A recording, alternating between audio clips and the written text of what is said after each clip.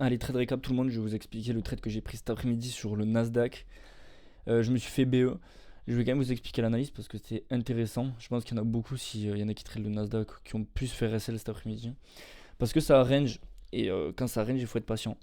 Ouais, aujourd'hui, enfin en ce moment, je suis plutôt à 1-2 trades par jour que 2 par semaine, mais ça fait plaisir à des opportunités. Et peut-être que je suis un peu plus agressif, comme je l'ai dit, et ça, pour le moment, ça a l'air de payer. Donc voilà. Donc je vais vous expliquer l'analyse que j'ai effectuée sur le Nasdaq. Pourquoi encore une fois c'était pas un 5 étoiles. C'est pas des trades à haute probabilité où il y a vraiment un seul sens et une seule probabilité. Là il y a plusieurs trucs. Première chose, donc dans le Nasdaq vous voyez on est dans ce weekly gap, ok.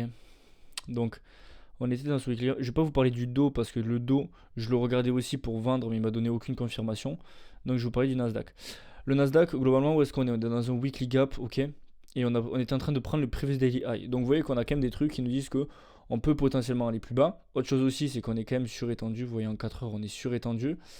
Juste si cette mèche-là, vous voyez, ici, ben ça, a priori, a récupéré assez de liquidité.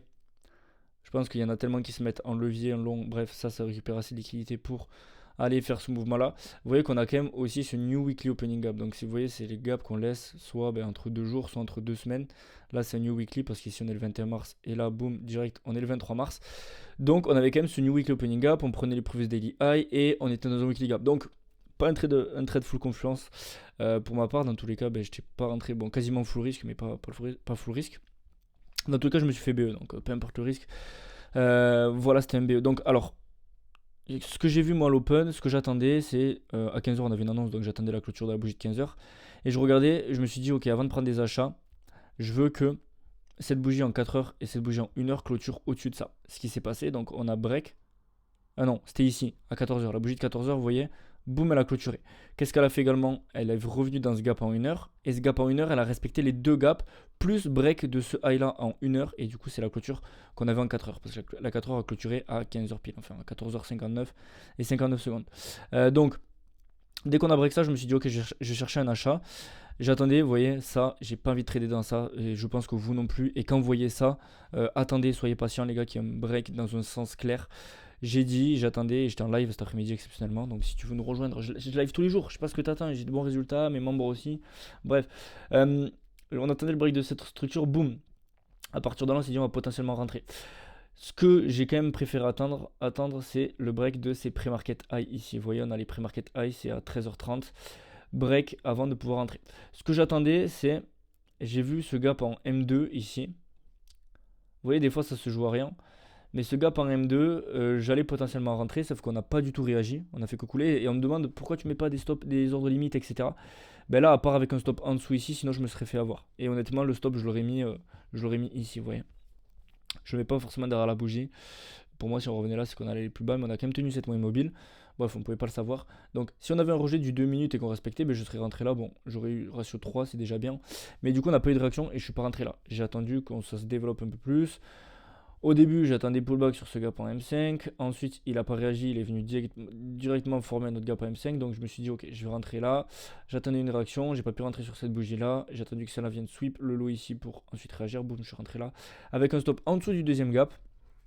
BE comme d'habitude, ça peut être des BE rapides des fois, mais vous le voyez, ici ça a payé parce que je me serais fait quasiment stop. On va dire que ça c'est un stop. Ok, quand il n'y a plus de volume comme ça et que ça part en bas, c'est un stop. Donc, vous voyez, moi à chaque fois mon BE je le mets sur le high de la structure en LTF, donc 3 minutes. Vous voyez, on a fait ce mouvement là, me déclencher et donc BE à ce niveau là. Et j'ai dit, j'étais en live quand j'ai dit si on peut avoir une clôture en 5 minutes au-dessus, ça me conforte dans l'idée qu'on peut aller chercher des liquidités plus haut. Et en plus, les ratios étaient pas mal aujourd'hui parce que les liquidités plus hautes étaient vraiment bien, enfin vraiment plus hautes. C'est-à-dire qu'on avait la première ici, et la deuxième on l'avait ici à peu près avec des equal à ici, je crois, sur d'autres cotations. Mais du coup, on n'a jamais cassé. Vous voyez, on se serait fait stop. Donc, on me dit pourquoi tu m'as BE tôt, etc., etc., gna gna gna. Parce que je respecte mon plan et mon plan me dit de le mettre BE ici sur le high de la structure en LTF, TP1 sur une liquidité, TP2 sur une autre liquidité. Simple, efficace, voilà, je me serais fait SL, je suis content d'être sorti. Et il y en a d'autres qui ont pris des membres qui ont pris le trade sur le dos, dans tous les cas on fait plus rien dans toutes les. Là, vous voyez, j'ai plus envie de rentrer du tout maintenant, et puis les 16h40, donc c'est un peu tard pour.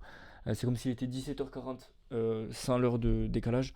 Donc voilà, c'est tout pour ce trade récap. C'était quand même intéressant de vous le faire pour vous dire de patienter les gars. Quand vous voyez que ça range comme ça, attendez qu'il y ait une clôture claire. Si ça avait jamais voulu aller plus haut, après il y avait un beau trade, directement cassure de structure, pullback. Des fois ça se joue à rien. Si j'avais un gap qui s'était formé ici, je serais rentré là, j'aurais pas attendu le break de ça, parce qu'on avait break, selon moi, la structure, et vous voyez, on a pullback magnifiquement bien ici, boum. Ok. D'ailleurs, pareil, c'est aussi un membre qui l'a pris en live. Donc, voilà, si tu veux apprendre ma stratégie, tu peux, et chacun prend les positions qu'il veut, mais pour vous dire que voilà, dans ce genre de conditions, si vous n'êtes pas sûr, attendez qu'il y ait une cassure claire. J'ai attendu cassure, pullback, on n'a pas formé, hop, pullback, je suis rentré. Après, vous voyez que ça fait rentrer haut. Quand on regarde en 4 heures, même en daily, même en weekly, regardez où est-ce que ça fait rentrer. T'as l'impression qu'en weekly, c'est super surétendu et que tu rentres ici au top de la mèche. Mais tu sais pas jusqu'où ça peut aller. Après, on est quand même dans un gap en weekly, previous daily high, prix, etc. Donc c'est pas des full confluence, ok. Et d'ailleurs, pour revenir rapidement sur le DAX ce matin, regardez ce qu'il a fait. Le trade récap du DAX, si vous l'avez pas vu, allez le voir, mais regardez. Je suis sorti TP1 ici et je me suis fait trail stop là. Du coup, au total, j'ai fait ça. J'aurais peut-être pas dû trail stop. Mais bon, après coup, c'est sûr que là, quand j'y repense, le trail stop, je vais éviter quand il y a des gaps comme ça. Regardez, en M15, c'était pas du tout logique de mettre un trail stop en plein milieu de ce gap à M15. J'aurais dû le laisser à BE pour ensuite que ça continue. Donc là, j'aurais TP final et là, j'aurais laissé des runners sur mon autre truc. De toute façon, j'aurais touché le truc maximum de la journée. Donc voilà, c'était tout pour cette trade récap. J'espère que ça vous plaît. Retenez bien quand ça range, quand ça va ni des plus hauts ni des plus bas. Bref, que ça fait n'importe quoi. Soyez patient et attendez un break clair, un réel break de structure ou de tendance. Ok. C'était Max et on se retrouve dans une prochaine vidéo. Ciao.